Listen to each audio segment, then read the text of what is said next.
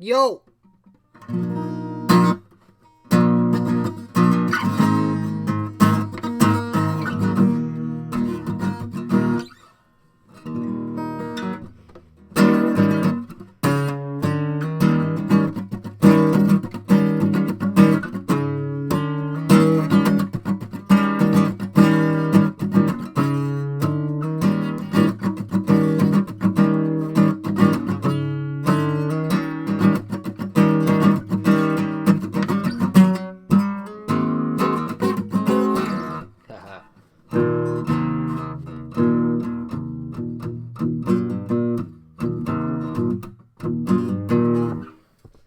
Singing the I'm running out of wine blues and shit.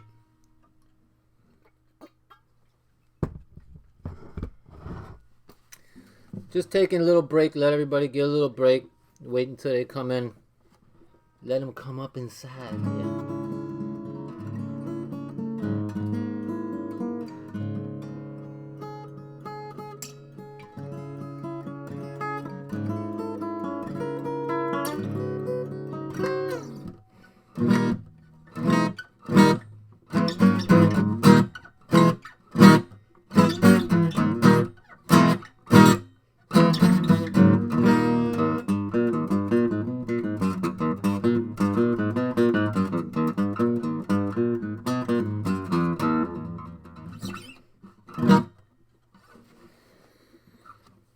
Fuck.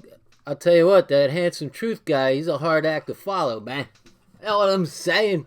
Can I get a cobalt, man? Let's see, I've been playing guitar so long, you'd think I'd know some fucking songs.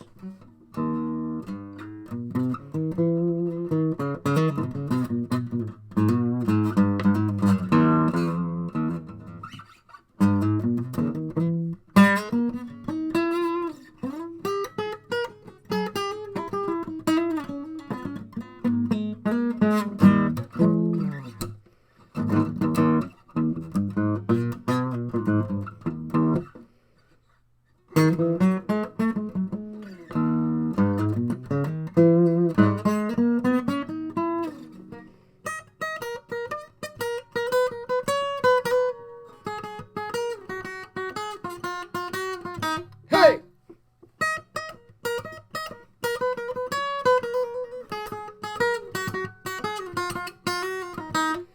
Hey! Can I get a little fucking spaghetti up in here? Can I play Kansas Dust in the Wind? Fuck I look like here? Fucking jukebox? Come on, man! Can I get a come on, man?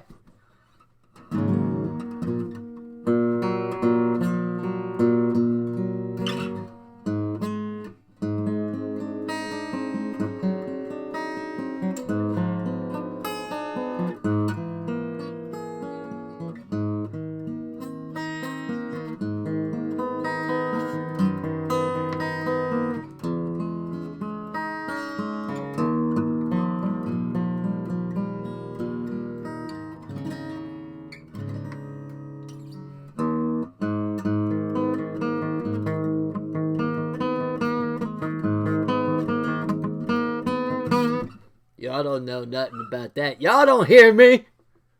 Y'all just don't hear me.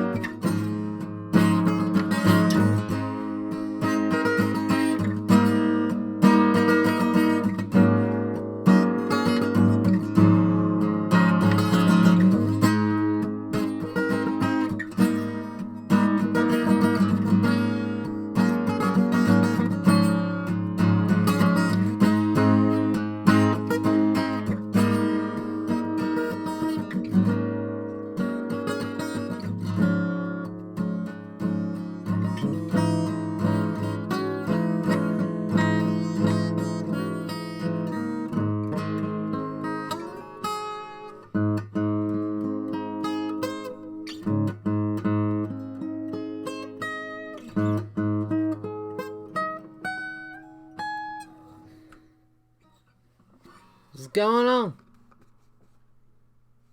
Yeah, that song, that last one was an original I made for my little buddy, my little 20-year-old cat that died a couple years ago. Let's see who's my peoples at. Dog, blowing up the chat, dog. Can I play Crime After Crime? I mean, if I practice. But I don't know the damn song. Wait. Oh, I know what you're talking about. That shit gets stuck in your head, right? Thanks, Marge.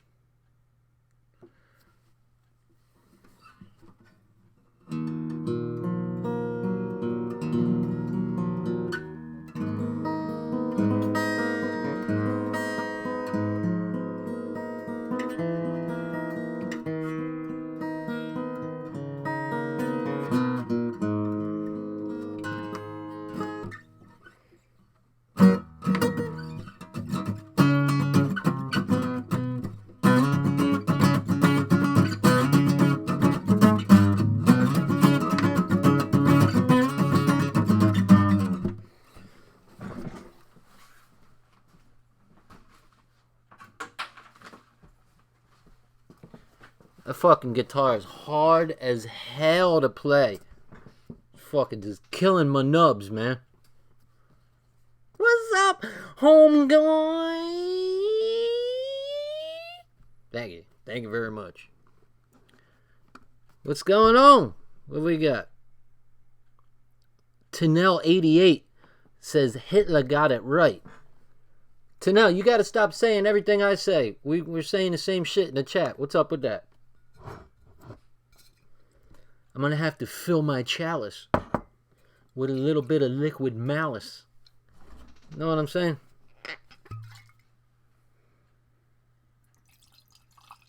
What do you guys say we go over a little bit of the protocols? Protocols of Zionian. On the real for real, there's a couple things in there that we can learn from.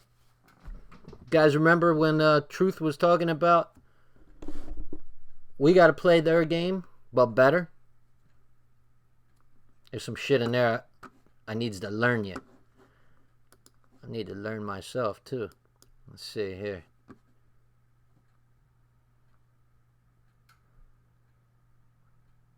Who are the elders? That's what I want to know. Where did this Zion shit come from? Well, that's a lot of reading. I don't know if I could read all that there.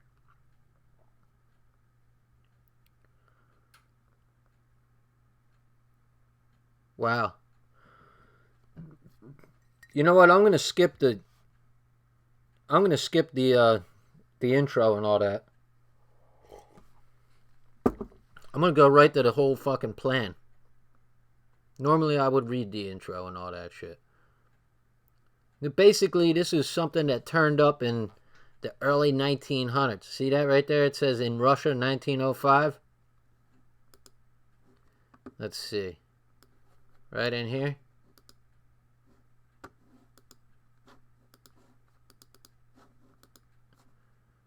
Uh-huh. So basically, this guy stayed over some chick's house, and she vicked his shit. Typical. Some prominent Jew stayed over some girl's house, and she clipped that shit from him. She was like, I'll take that, thank you very much. Herzl's diary? You guys, anybody who knows Herzl? Who's Herzl? Who's Theodore Herzl? Anybody? Got a little bit of delay, so I'll give you time. Founder of the Illuminati? Not really. Ron? He was the guy that discovered that the earth is really flat. Just kidding. There you go. Nope. Didn't found Israel, Johnny. Johnny Holmes, you might have a big Johnson, but you are wrong on that. He's like, I don't care. My shit is swinging, dog. Ah, Zionism. There it is. Sister, sister. I know. I see you, Beowulf. But we got to give it to the ladies. You know what I'm saying? I see you, Mengele. Uh-huh.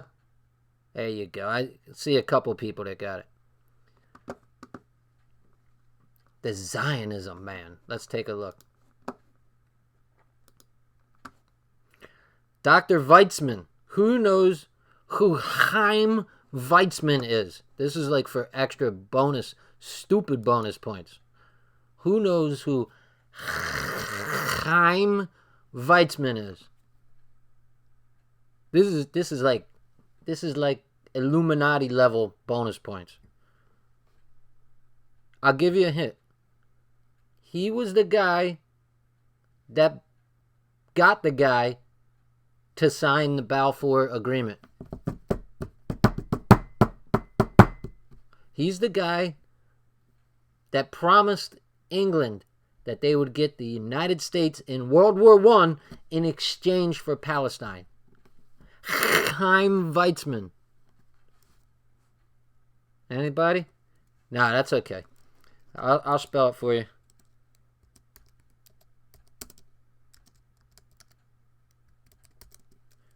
Chaim Weitzman. Look him up. That is the motherfucker behind the scenes. Everybody heard of the Balfour Declaration? Anybody know what the Balfour Declaration is? What is that? Spit on me a little there.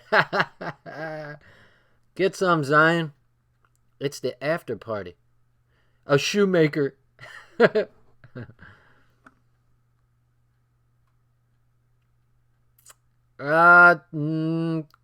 Almost, Shekelson. It was the contract that gave Israel to the Jews, but not to the Jews, just to Lord Rothschild, and not by the United States. Declaration of the Jewish State. Close. We're warming up.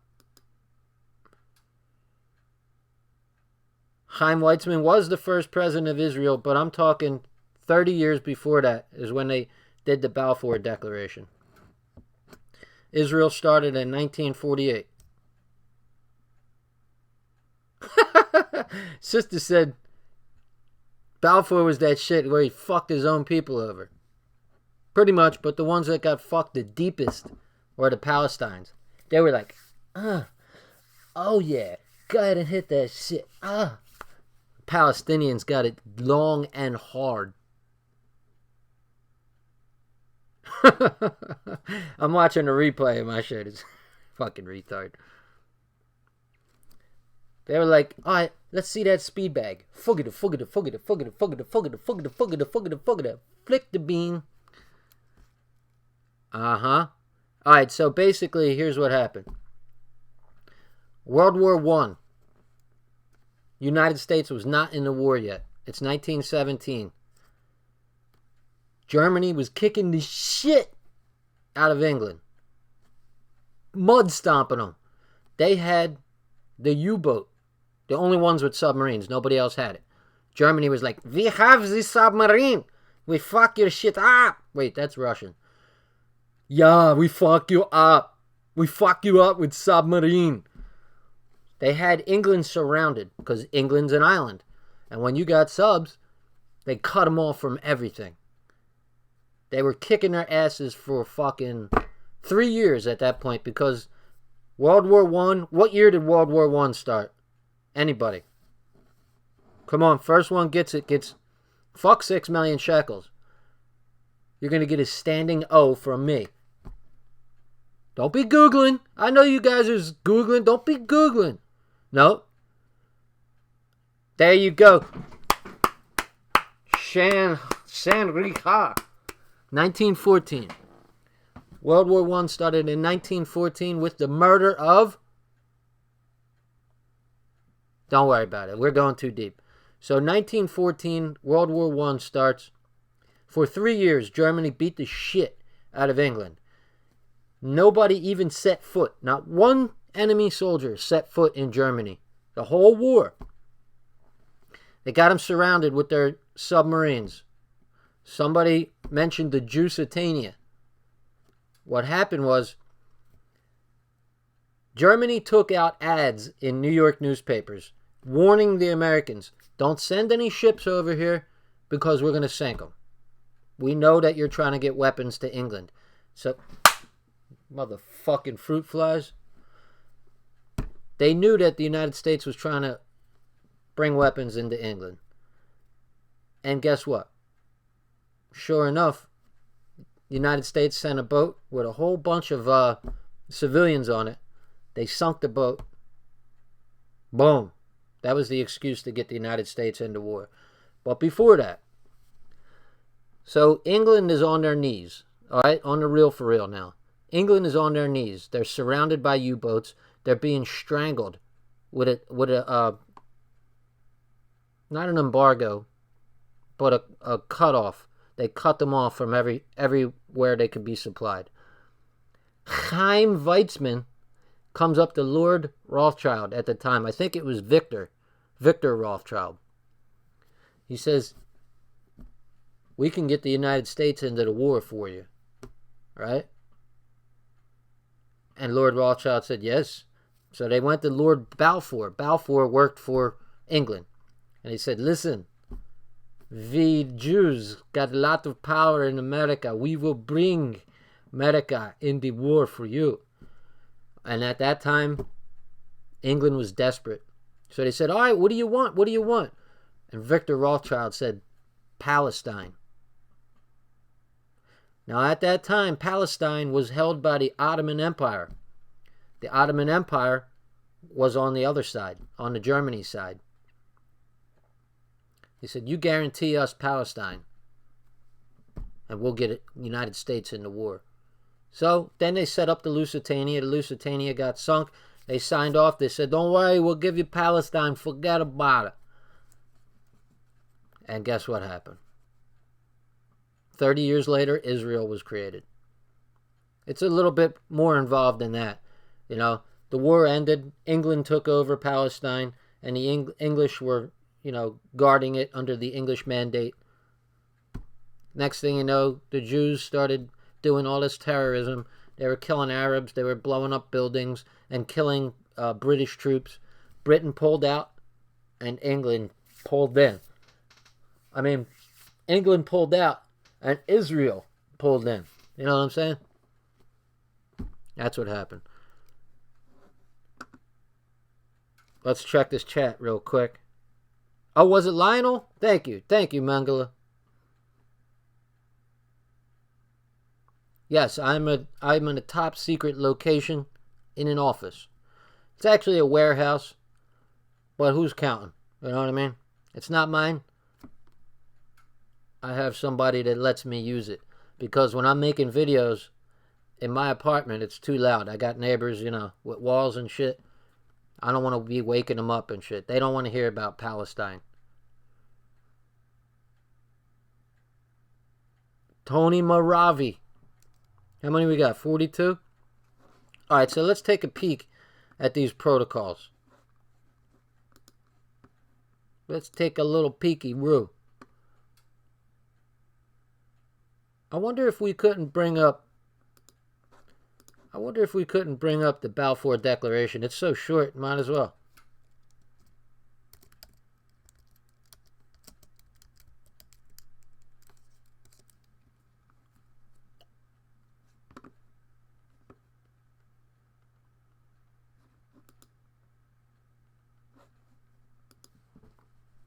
Bum, ba, bum, ba, bum, bum. All right. Let me see. All right.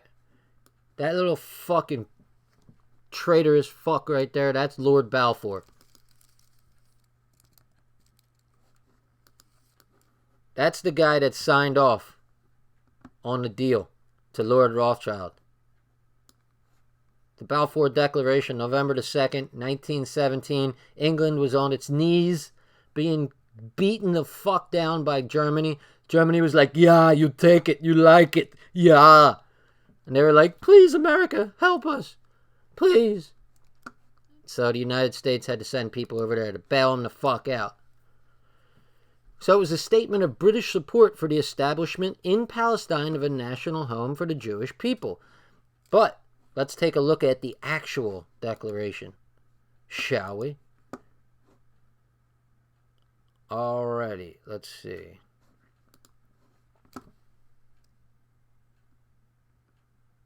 It's pretty short, actually. Yes, it was Lionel. Thank you. They're all the same. Balfour Declaration, blah, blah, blah. I want to see the actual declaration.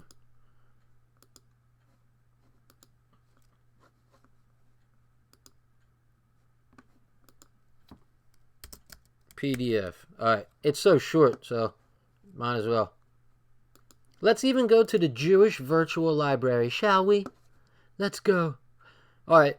Dear Lord Rothschild, my lovely little friend, I love you, Lord Rothschild. Yes, I would do anything for you, Lord Rothschild. Yes, my lord. Fucking jerk-offs.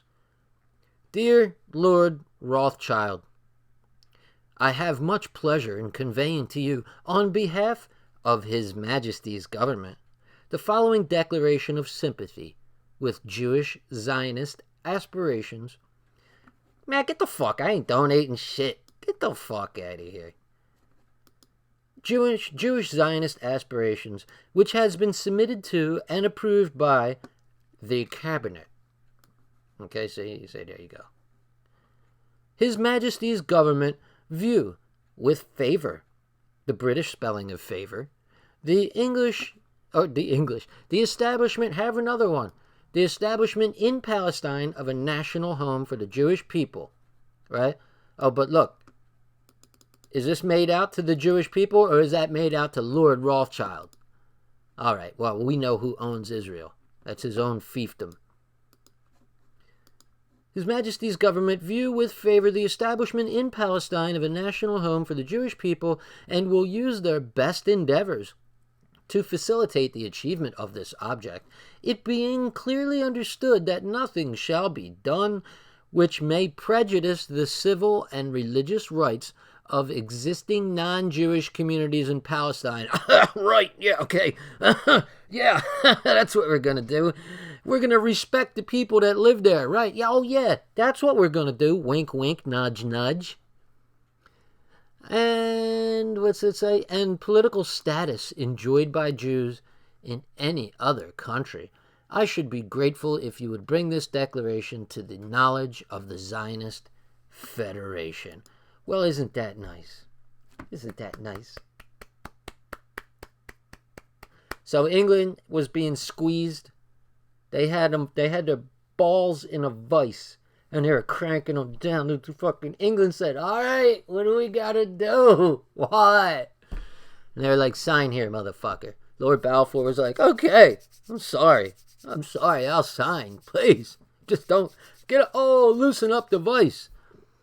So the United States came into war, and within 18 months, Germany was defeated. Now, the Jews didn't get Israel for another 31 years. It wasn't even Israel until 1948, when they declared themselves independent, much to the chagrin of the Palestinians. But they kept coming there and coming there. During World War II, when Hitler took power in 1933, a lot of the Jews left Germany, and Hitler let them just leave. He was like, "Please get out. Thank you. Don't let the door hit you on the ass. Don't let the door hit you where the good Lord split you." You know what I'm saying? Well, bye now. Na na na na na na na na. Get the fuck out. And that's what happened. They started piling into Palestine, and the Palestinians are the ones that paid the price. All right, that's just a little background. Let's get to the protocols, shall we? I just want to check out one or two. I'm not going to be on long, but let's see what we got. Let's get to protocol 1, shall we? Let's get right down to it.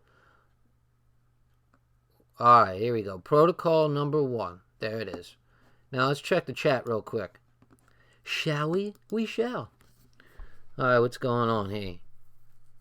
Oh, we got all kind of side conversations. Oh, break the lie. They didn't call you a Jew, did they? Oh, that'd be terrible.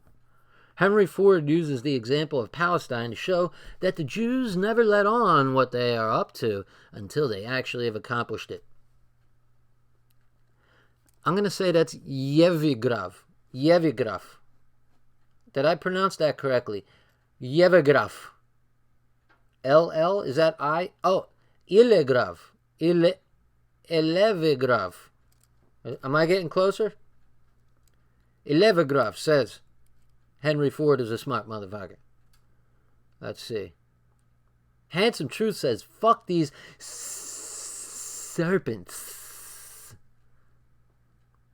You need to show this. Pull up the 28 U.S. Code 3002 and go down to number 15. It shows the United States. I'm well aware of that, but that's a whole other rabbit hole, and it's got all kinds of chambers in there, and there's all these freaky-looking rabbits. I just can't deal with that right now. It'll blow too many minds for them to realize that the United States is a corporation, and that every city and state is a corporation, and that the IRS is really part of the crown and all that. No, I can't be blowing any minds. You're way ahead of everybody here. I understand what you're talking about, Tony. But you gotta chill. Just take it down a notch. Pink pills, right? Not red pills. Pink pills. Tony, you're right, though. You're right.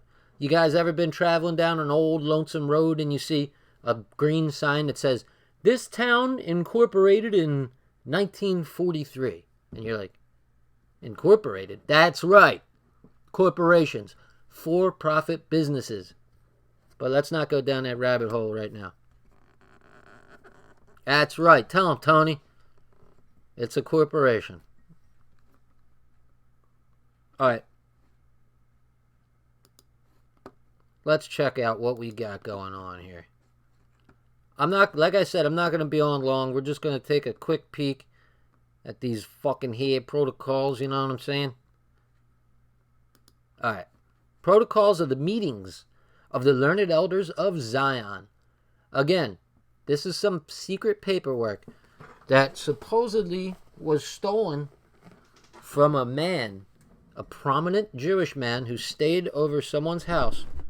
She stole his paperwork and had it hidden for a few years.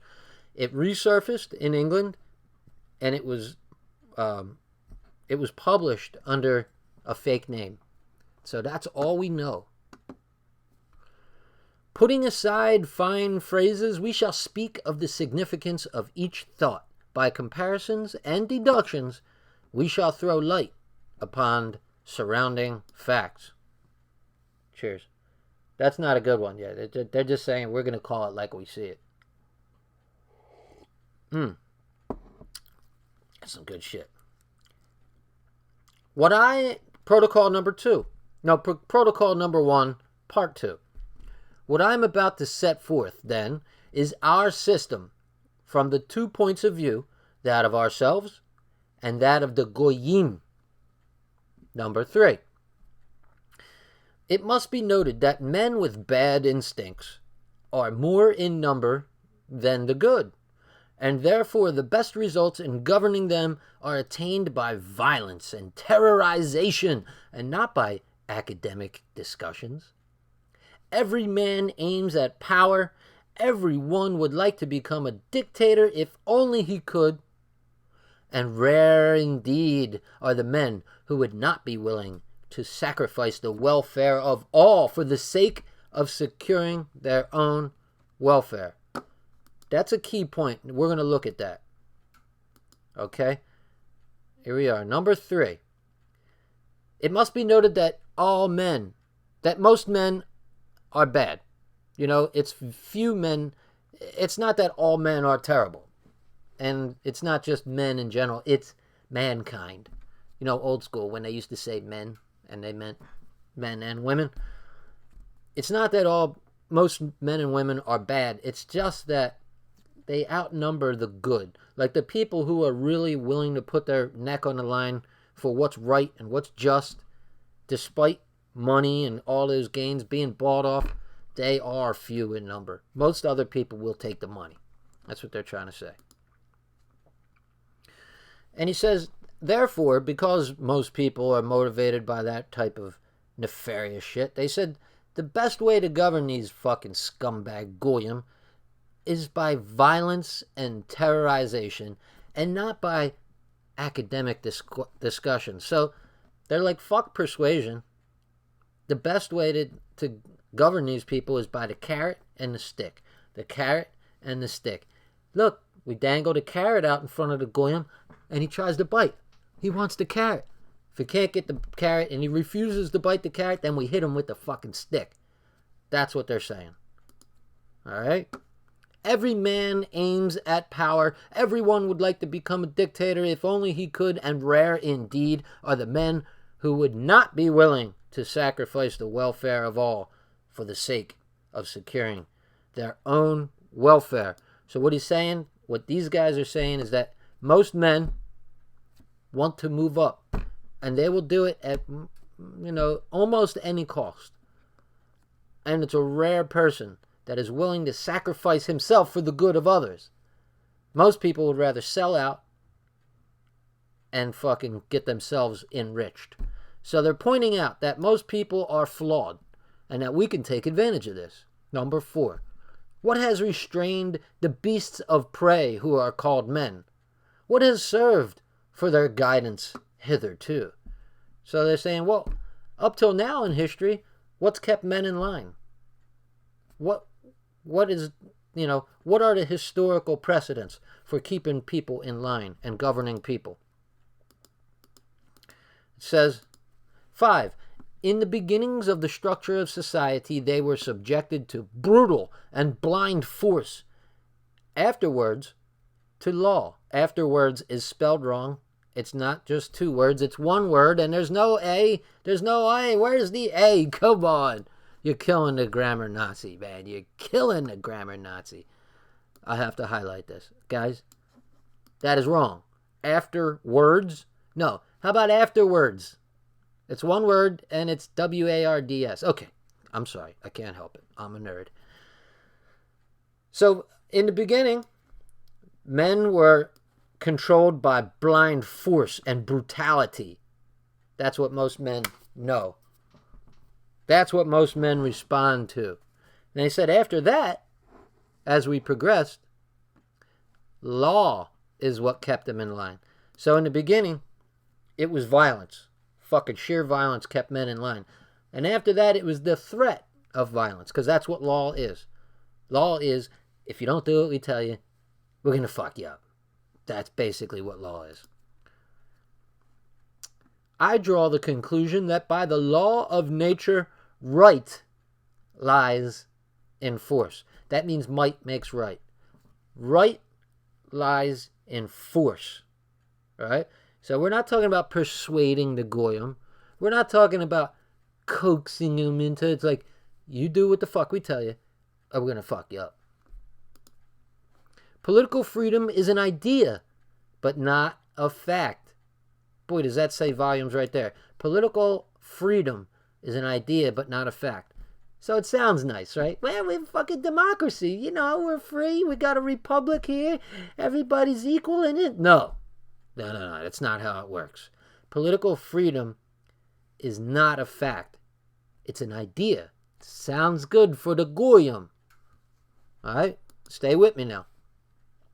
This idea of political freedom and fairness and all that shit, one must know how to apply whenever it appears necessary with this bait of an idea to attract the masses of the people to one's party for the purpose of crushing another who is in authority.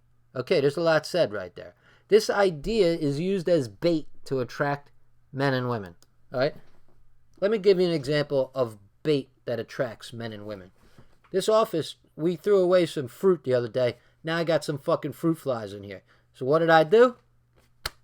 I was an exterminator for 17 years, so I made a nice little trap with some bait in it.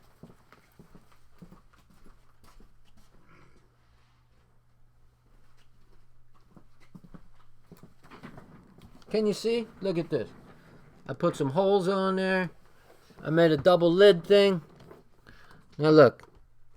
Can you see inside? Can you see all the little fuckers flying around in there, Sam? Because I put a little bait and they tried to get it and they got stuck, didn't they? Just like the goyim who are looking for fairness and equality and democracy and a republic. It's all bullshit. It's all lies. That's bait for the goyim. See that? Couple banana peels and look at all the goyim you got in there. Look at them. They don't know what they're doing. Uncle Shmuley.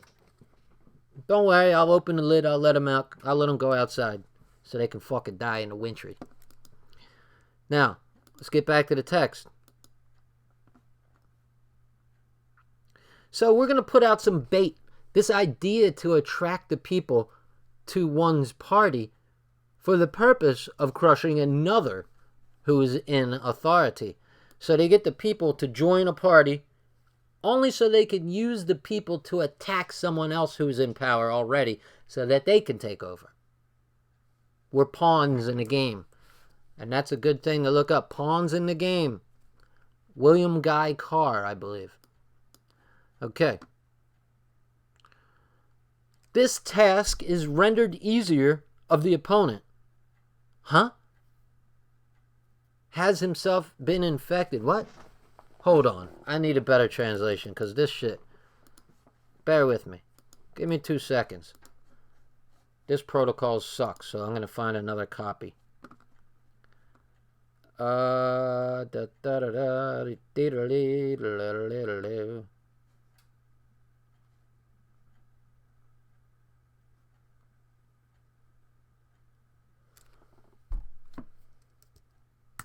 apologize, but some of these PDFs you bring up, they're not perfect. You know what I'm saying? Ah, here you go. Internet Archive. That should do it. Full text. So, guys, when you read shit like this, the protocols, you don't want to speed through it. Read a sentence, stop, and think. What are they trying to say? Because there are volumes in each sentence that are being conveyed here. All right, let me bring this up. Let me see other formats.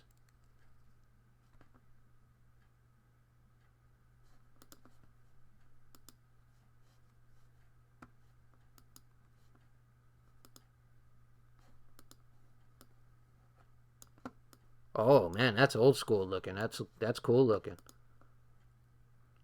All right, preface.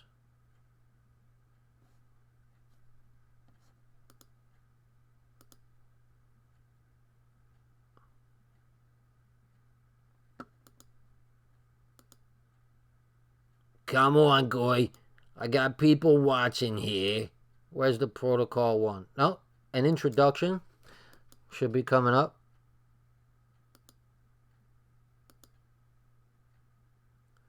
You're killing me, you bastards.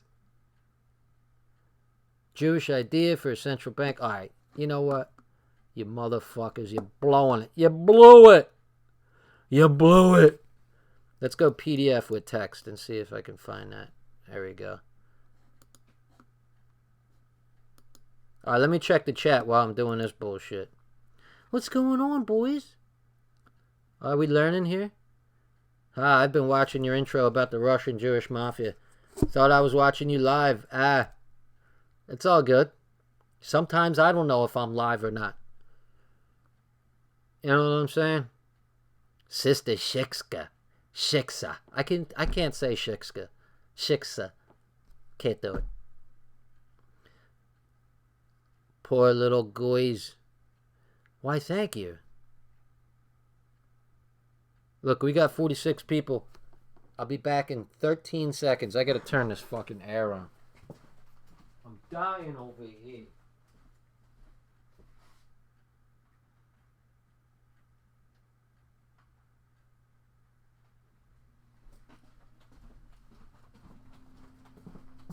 Fucking burning my soup and everything. Come on, man. Oh, shit. That shit is lit up. I'll fucking eat that shit anyway. Alright.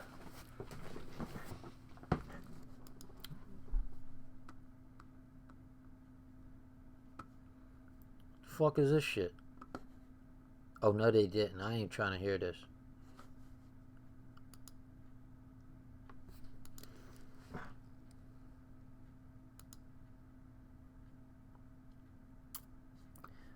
Jesus Christ. Protocols of Zion. Virginia.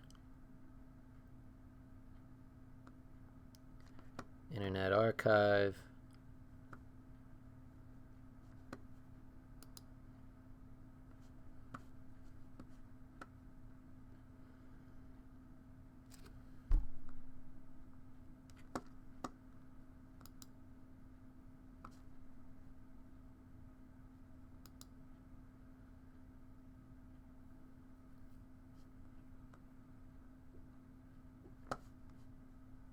Alright, I'm gonna go back to the original one. I guess it wasn't so fucking bad after all.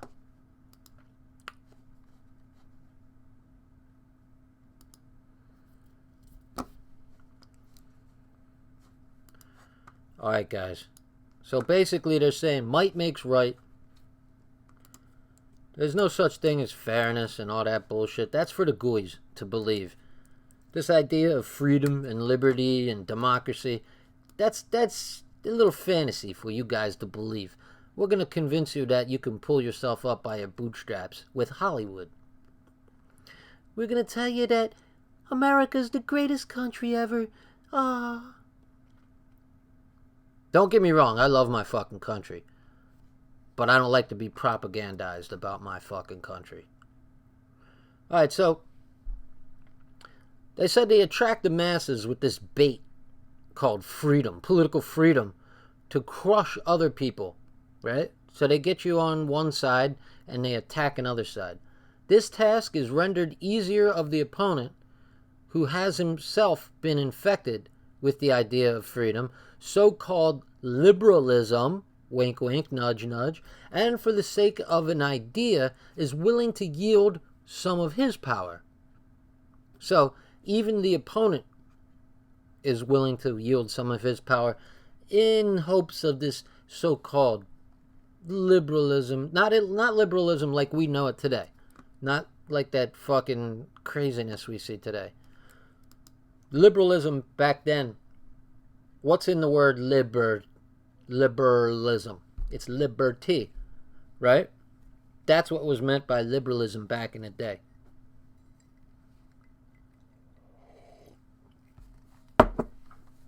So you had autocratic rule, you had monarchs who ruled by an iron fist, and the liberals said, hey, we should be free of these monarchs.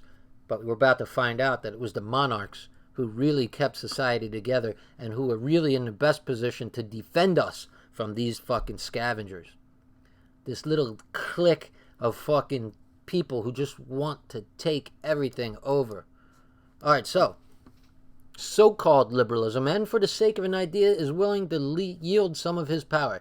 It is precisely here that the triumph of our theory appears. The slackened reins of government are immediately, by the law of life, caught up and gathered together by a new hand, because the blind might of the nation cannot for one single day exist without guidance, and the new authority merely fits into the place of the old, already weakened by liberalism. Guys, that is so profound, what has just been said in Protocol number 1, Part 6. Listen up for a second. I'm going to go over that one sentence.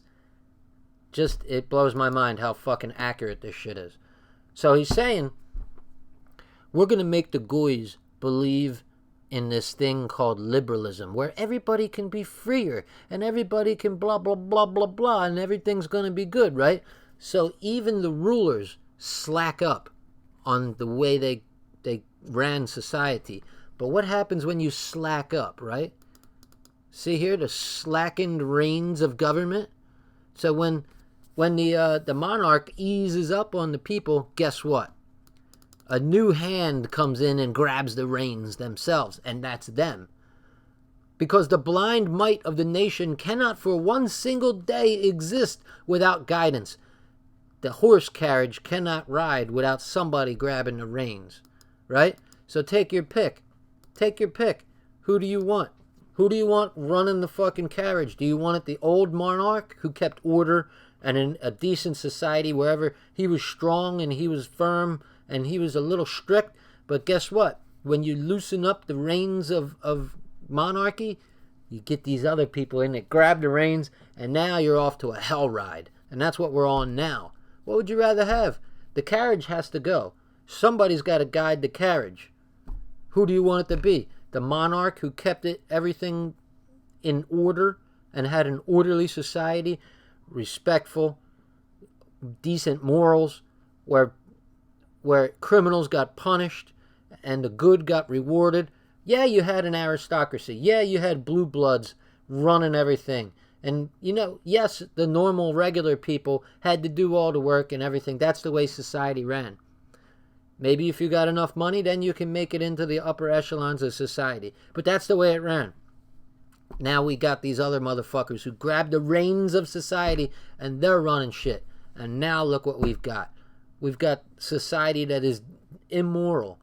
A society where anything fucking goes. Where the rule of law doesn't mean shit. Where people can just pour into our country without even fucking asking, and we fucking give them the welfare. Come on in, yeah, no problem. Yeah, we love everybody. Everybody's equal. It's all a lie. It's all a lie, and they just told you that right there in fucking Protocol 1, number 6. Gold. In our day, the power which has replaced that of the rulers. Remember, I just told you that the monarchs were replaced. In our day, the power which has replaced that of the rulers who were liberal is the power of gold. Notice they said they took over the rulers that were liberal.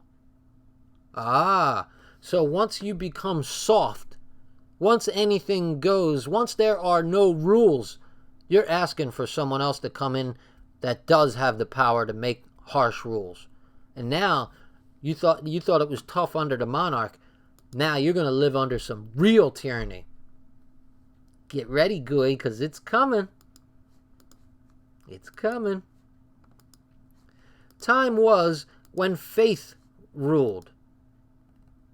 The idea of freedom is impossible of realization because no one knows how to use it with moderation.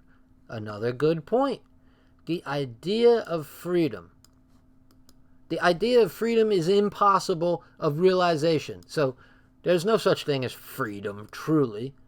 Because once you start saying anything goes, then anything really goes. Next thing you know, it's okay to be gay. It's okay to be a transvestite. It's okay to be a pedophile. That's the fucking direction we're going. We need a more firm society with fucking rules and regulations. He says, it is enough to hand over a people to self-government for a certain length of time for that people to be turned into a disorganized mob. He's saying the people cannot govern themselves. They need aristocrats to guide them. They need a ruling elite to guide them. And I believe it's true because if you look at the average person, I never wanted to believe this, by the way. I always thought that people could govern themselves. We're smart enough. No, we're not. Look around you. Look at the society around you. Look how fucking many retards, mouth-breathing fucking retards there are. They can't govern themselves. They can't even govern their own banking account. These people can't even capitalize their own names when they're online. Lowercase. Can't govern themselves. The point is if we have to have somebody rule us, would you rather it be the old guard, the blue bloods, the monarchs, and the knights, and the barons, and the baronesses, and the lords? Or do you want this fucking tyranny where anything goes and anything can happen in your society? That's what we're facing today. It's amazing that these are 100 and something years old and how well they apply to today's situation. So he says it's enough to hand over a people to self-government for a certain length of time for that people to be turned into a disorganized mob. Just as soon as you turn over the rule to people, it's going to turn into a disorganized, anarchical mob. A mob. Chaos. We need rulers. The question is, who? From that moment on, we get internecine strife, which soon develops into battles between classes, in the midst of which states burn down and their importance is reduced to that of a heap of ashes. So, internecine means within. It's a battle within. Let's check it out. Internecine. There we go. Destructive to both sides in a conflict. That's what you have. When there's nobody ruling at the top and anything goes, the people start fighting each other along lines of race, along lines of religion, along lines of politics. They need a fucking strong man at the top to keep them in order. This is what I'm learning from the protocols. The protocols are schooling a brother. Let's check the chat, see what we got going on.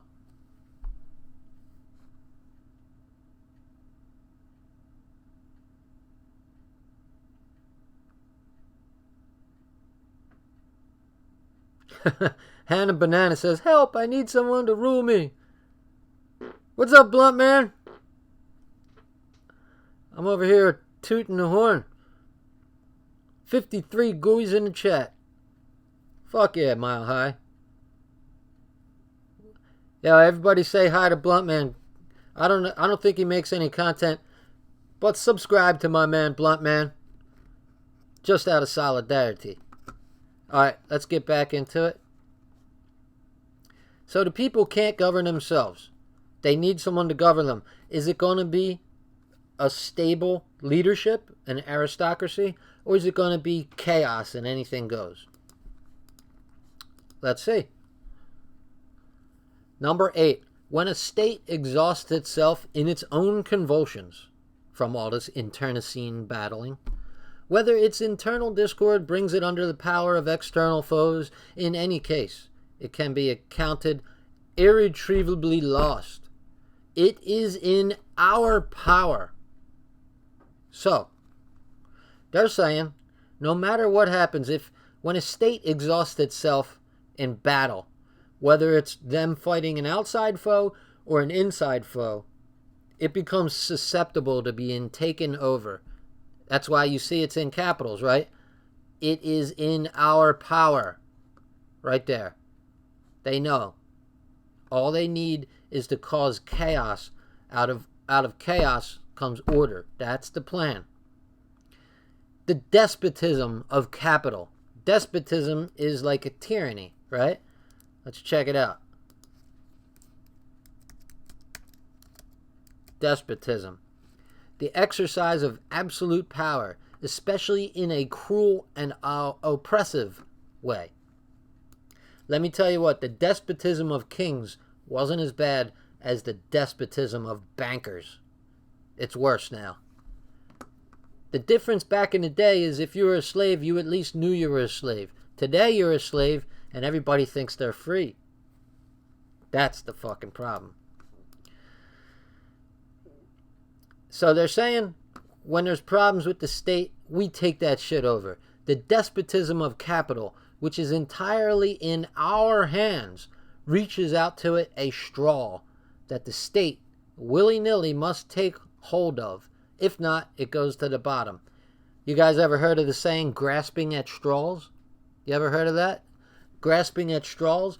So let's say you're down in quicksand and you're reaching up. Somebody gives you a stick. You could grab that and it can pull you out. But if somebody hands you a thin little straw, you can grasp at a straw, but you're not going to be pulled back out of the quicksand. You're fucked. So let's look. It says, the despotism of capital, that's money, which is entirely in our hands. We're at number 8 right now. Reaches out to it a straw that the state willy-nilly, that means by any means, must take hold of. If not, it goes to the bottom. of the quicksand, right? So what they're saying here is the state's fucked. They got all these problems. We've caused problems inside this state, like a country. Like right now in America, we've got white fighting black. We've got Republican fighting Democrat. We've got man fighting woman. We've got straight versus gay. We got religious versus atheist. Everybody's at each other's throats. And the state says, what can we do? And they hand them a straw, which is not much, but the state has no choice but to grab it. And they are now in control. Number 9. Should anyone of a liberal mind say that such reflections as the above are immoral, I would put the following questions. If every state has two foes, and if in regard to the external foe, it is allowed and not considered immoral to use every manner and art of conflict, as, for example, to keep the enemy in ignorance of plans of attack and defense, to attack him by night or in superior numbers, then in what way can the same means in regard to a worse foe, the destroyer of the structure of society and the common weal, that is the commonwealth, be called immoral and not permissible? All right, so that's a big mouthful, and they're saying, look, there's two different kinds of foes. There's an external foe and an internal foe.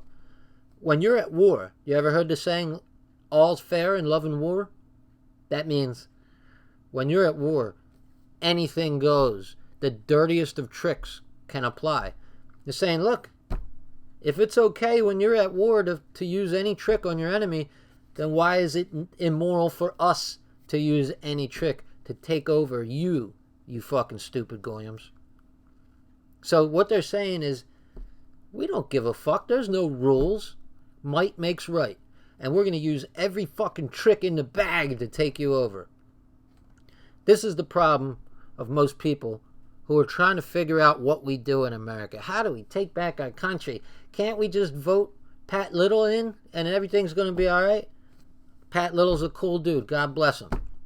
But that's not how it works. It's tricks. Tricks to the trade. Anybody here ever read The Prince? Machiavelli. Let me see. Check the chat. Anybody's read The Prince here?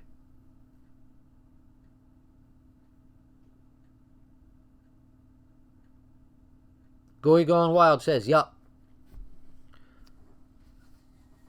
The Prince was written back in, I think, the 1400s in Italy, when the de Medicis, the bankers of their day, ran shit. They ran shit from Florence. Right? So it's not a long book, but what it's about. Have you ever heard the term Machiavellian tricks? So you hear it often in politics. Well, that was very Machiavellian. That means that anything goes. You use whatever tricks you can to defeat your enemy. Like Sun Tzu's Art of War. It's another one that shows you this. You can't fight fair in a war where others are doing whatever it takes. You're going to lose. If you want to fight by the rules, play by the book. It's like, remember when you were a kid and you were about to get in a fight and the kid goes, "You going to fight fair? You're not going to use karate, are you?" What do you mean fight fair? There's no such thing as fighting fair. I'm going to do whatever the fuck it takes to whoop your fucking ass, and that is the fucking attitude we need to have. You know what I'm saying? So to read that again, in that context, now that you know what that means. Should anyone of a liberal mind say that such reflections as the above are immoral, I would put the following questions. If every state has two foes, and if in regard to the external foe, it is allowed and not considered immoral to use every manner and art of conflict, as, for example, to keep the enemy in ignorance of plans and of attack and defense, to attack him by night or in superior numbers, then in what way can the same means, in regard to a worse foe, the destroyer of the structure of society and the common weal, be called immoral and not permissible? are telling you right there, we don't worry about morals. We're out to win. And we don't give a fuck what you say. It's like when they say, oh, what are you, anti-Semitic? Are you racist? Oh, what are you, a Nazi? I don't give a fuck what you call me. Don't give a fuck. But the actual reaction from most people is like, no, I've got like 4 Jewish friends. I know like 3 black guys. Oh, no, I'm not racist. Man, fuck that. Call me whatever you want. I don't give a fuck. That's the attitude. Are you learning, goy? Are you learning, goy? Is it possible, number 10, is it possible for any sound, logical mind to hope with any success to guide crowds by the aid of reasonable counsels and arguments when any objection or contradiction, senseless though it may be, can be made, and when such objection may find more favor with the people whose powers of reasoning are superficial?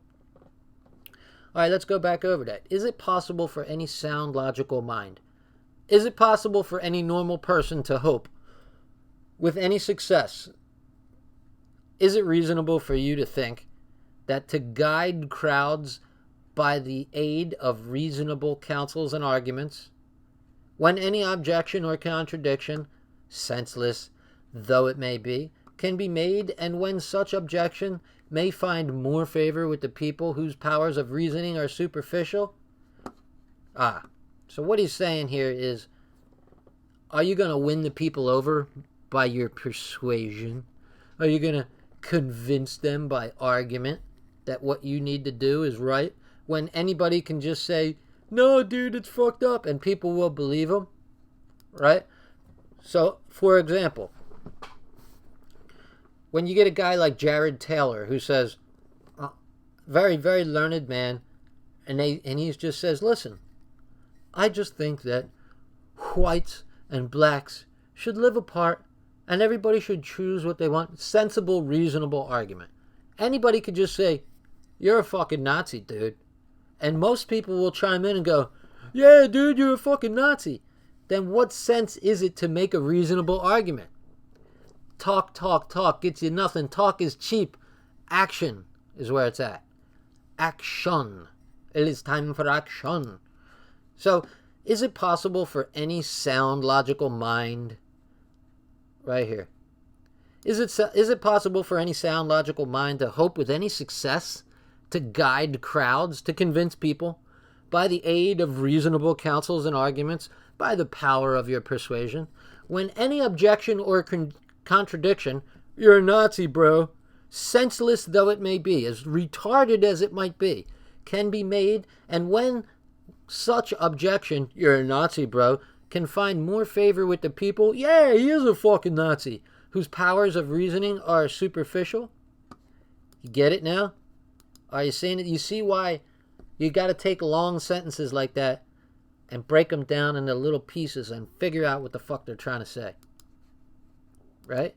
All right, boys, stay with me now. We're not going to do but a couple more. Men in masses and the men of the masses, being guided solely by petty passions, paltry beliefs, traditions, and sentimental theorems, fall a prey to party dissension, which hinders any kind of agreement, even on the basis of a perfectly reasonable argument. All right, we're experiencing this now in the GDL, right? Although I'm not an official member, I see it happening. It's so easy to divide people, right? That's what that sentence means. Read it. Men in masses and the men of the masses being guided solely by petty passions, right? We're not usually guided by logic and reason. We're guided by our feelings. It's the feels. It's my feels, right? It's easy for people to co-opt your feels when you're not thinking logically and reasonably, right? Men in masses and the men of the masses being guided solely by petty passions, paltry beliefs, and traditions and sentimental theorems fall a prey. They fall victim to party dissension. What is party dissension? What is party dissension? Dissension is disagreement, conflict, internecine conflict within. So it's easy to fall victim to arguing with each other and it hinders any agreement even on the basis of a perfectly reasonable argument. So you can make all the reasonable arguments you want. And because we're guided by feels, instead of logic and reason, it's easy for anybody to say, he's a Nazi, bro. And everybody goes, yeah, you're fucking Nazi, because you're emotionally invested in a word. Nazi, my Nazi. It's easy to be taken off your game. This is the way 99% of people work. There's only a select few people who think rationally. And it took me years. I'm 46. I'm just now really beginning to think rationally instead of emotionally. And I'm still susceptible to emotional arguments. It's the way the human nature is. Every resolution of a crowd depends upon a chance or packed majority, which in its ignorance of political secrets puts forth some ridiculous resolution that lays in the administration a seed of anarchy. All right, so they're saying every resolution of a crowd. That means every idea that the people want to accomplish can be persuaded off their game because they don't understand the political secrets, right? You see here. Political secrets. That means, in a nice way, that means that most people don't know how the real fucking world works. And they're guided by emotional arguments and not logic and reason.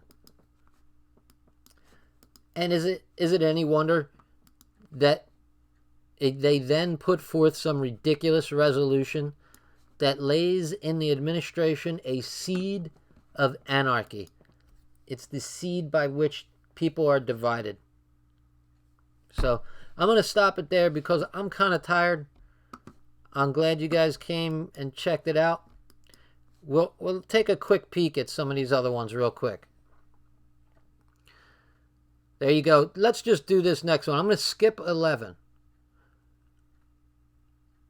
And let's go right to might is right, because this is incredibly important. All right? Let's just do this one because it's important. When I was young, I always thought that the world should work a certain way and that we should be fair and we should deal at an even keel with people. We should be as fair as possible and try to let's be emotionally receptive to people. Let's be sympathetic. Let's be empathetic. It's, you want to be a good person. It's not the way the world works. I'm sorry. But it is might that makes right. Why is America right now the most powerful country in the world? All right, let's see it in the chat. What do you guys think is the reason the United States is the most powerful country in the world? Is it because my freedom? Is it because my democracy? Why?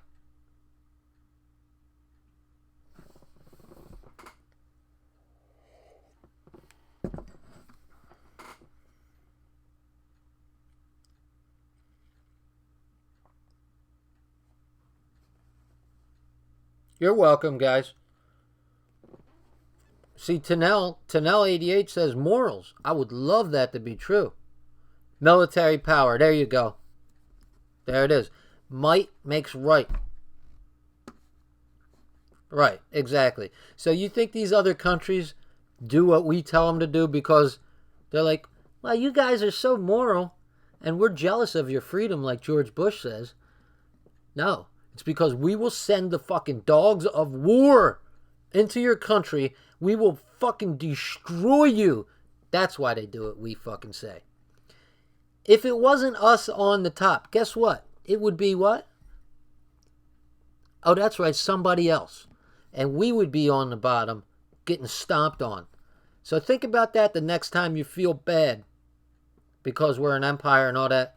I'd rather it be us that's the empire. I don't like it. I would rather our troops be home and not fighting these wars for bankers and shit. But the way this crazy world works on this death planet is that might makes right. Now let's check out this little statement here. Might makes right. Our right lies in force. The word right is an abstract thought and proved by nothing. The idea of right. What's right and wrong? Let's deal fairly with it. That's an idea that doesn't really exist in the real world. And they talk about this later in another protocol.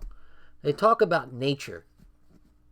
In nature, do you see any fairness in nature?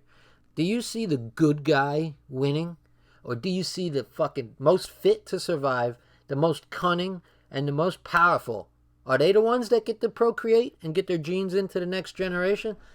Yeah, they're the ones. In nature, there is no such thing as equality. There is no such thing as fairness. This is a fucking major black pill for people, for myself included. The world does not work with this idea of egalitarianism and fairness and equality. That's the fucking talk of losers. Winners in this world, I mean, if you don't like the rules, you could move to a different planet. Maybe they're different somewhere else. I don't know. But I was born on this planet, and on this planet, might makes right. Our right lies in force. The word right, you see it's in air quotes. That means it's bullshit. The word right is an abstract thought. And what do we say about abstract thoughts? They don't exist in the real world. And proved by nothing. Right? So you could say what's right and wrong, but there's no example that you could prove to. You can use as a proof. The word means no more than give me what I want in order that thereby I may have a proof that I am stronger than you. So you can't ask for what you want in this world. You have to take what you want. Where does right begin? Where does it end? In any state in which there is a bad organization of authority, an impersonality of laws, and the rulers who have lost their personality amid the flood of rights ever multiplying out of liberalism, I find a new right, to attack by the right of the strong, and to scatter to the winds all existing forces of order and regulation, and to reconstruct all institutions, and to become the sovereign lord of those who have left to us the rights of their power by laying them down voluntarily in their liberalism. They picked that shit up and said, thank you very much. Amen. Right? So they're saying, let's check it out. In any state in which there's a bad organization of authority. That means a weak state where they're not enforcing the rules. We've got a rule that there's no illegal immigration, right? Guess what? Nobody's enforcing the law. So is it a law? It might as well not be a law. What happens? They come in and take advantage, right? I have no problem with Mexicans, and I know it's because the United States fucked their country up that they're coming here. That's beside the point. We have laws as a country. We're not enforcing them. And so if you're not enforcing the laws of your country, if you have a bad organization, right there, if you have bad organization of authority, then you're asking to be taken advantage of. An impersonality of laws and of the rulers who have lost their personality amid the flood of rights ever multiplying out of liberalism. So out of liberalism says, well, we should let them do this, and everybody should have the right to do this, and blah, blah, blah. You're softening up the rules. Why do you think ladies, you're not going to like this. Why do you think black men had the right to vote 50 years before white women? 1880, the first black man was allowed to vote. 1920, the first white woman was allowed to vote, or any woman at all. Why is that? Why? There's rules to society. Women are in a secondary position, like it or not. I don't care. I don't make the rules in this world. Men have the power. We've got the physical power. We've got the political power. We've got the financial power. We have the responsibility of taking care of our families, and that puts us in a leadership role. When you let the followers vote, sorry, ladies, I love you ladies. You play your role the way you're supposed to. At least you did back in the days. That's another thing. And we need to get together to make a team. Man by himself is no good. With all his might and all his right and all that. We need women too. We complement each other. But when you let the one who's not in authority vote, you weaken yourself as a nation. I'm sorry. Black men got the right to vote 50 years before white women. It's for a reason. So, in any state which there's bad organization of authority and an impersonality of laws and of the rulers who have lost their personality, our rulers are weak now, amid the flood of rights, ever multiplying out of liberalism. Well, this one should have the right to do this, and that one should have the right to do this, and then you weaken yourself. I find a new right to attack by the right of the strong, to come in amongst all that weakness and take over, and to scatter to the winds all existing forces of order and regulation, to reconstruct all institutions in their own way, and to become the sovereign lord of those who have left to us the rights of their power by laying them down voluntarily in their liberalism. Now, I just got done talking about how men are all this and all that, but guess what? Our men in the West have become weak and soft beta males, right? Soft beta males. I don't know, honey. What do you want to have for dinner? I don't know. Where do you want to go for dinner? We got men that can't even fucking make a decision on dinner. Weak. And what do you got? Especially in Europe, you got these strong men coming in from Africa, from the Middle East, and they don't give a fuck. They know that might makes right. We got our men are all soft and like, I don't know. They look kind of scary. And they come in and they take over. Women are not attracted to weakness. So they gravitate normally towards the strength. Because women want to go with the flow. Whoever's in control, that's who they're going to follow. I'm sorry, that's the way it is. They don't like weakness. We have become decadent in the West. We've become weak and soft, and we are ripe for being taken over. And that is exactly what's happening in this nation and in Europe and in all the white Western countries, to be honest. They become soft and weak, and they're being taken over. They're being taken over by Jewish bankers, by corporations, by corrupt pedophile politicians, by immigrants who come over and like, well, we're going to come and fuck the shit out of your women. And what you going to do about it? And the white men are like, I'm sorry. My bad. When the fuck are we going to stand up? When? So we can learn a lot from this here Protocols of Zion. If you read between these lines, there's there's volumes of knowledge in there. All right, so I'm going to leave you guys with that little teaser. All right? I love you guys, but I got to take it down.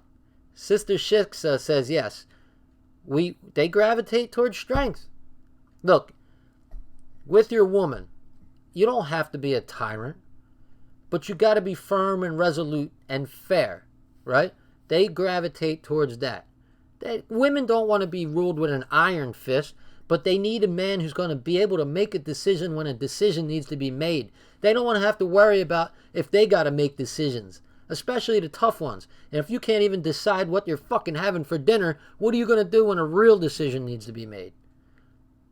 That's soft. It's weakness. They are turned off. Vaginas are drying up all across the Western world. And they're softening up for these other alpha males that are coming into our society. When are we going to stand up, men? When are we going to stand up?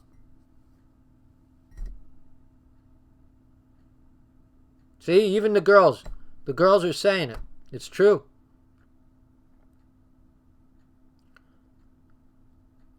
So, I appreciate it, guys. We'll finish this another time.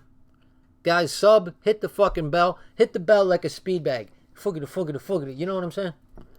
Come check me out. Thank you, Sauce Fella. Yes, men need to be men again. We need to rise to the fucking occasion. I will be fair though with men. It's not, I don't want to dog men totally, because in our society the laws have been made so that a man can't be a man anymore. This is why I'm 46 and I got no kids and no wife, because I'm not going to sign a contract with a woman where she can take half my money like that, she could take my kids like that, and she could take my house like that. And I can't discipline my family when I need to. I can't set them straight, or oh, Dyfus, it's abuse. I would never abuse my family, but I would enforce the family rules.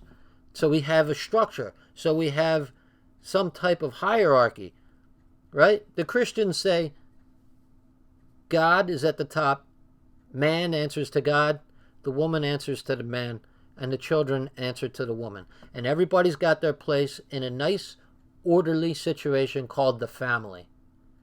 And the family has been destroyed, and the government is behind it because our government's been hijacked. And so I do understand that men can't be men anymore in this society. So I don't know what the answers are, but it might have to come to real revolution, because I don't see any real way out of it. All right, guys. Just like a good dog pack. Yeah, that's right. The pack doesn't follow weakness. The pack follows strength, because it's strength that can provide, it's strength that can protect, and it's strength that keeps order.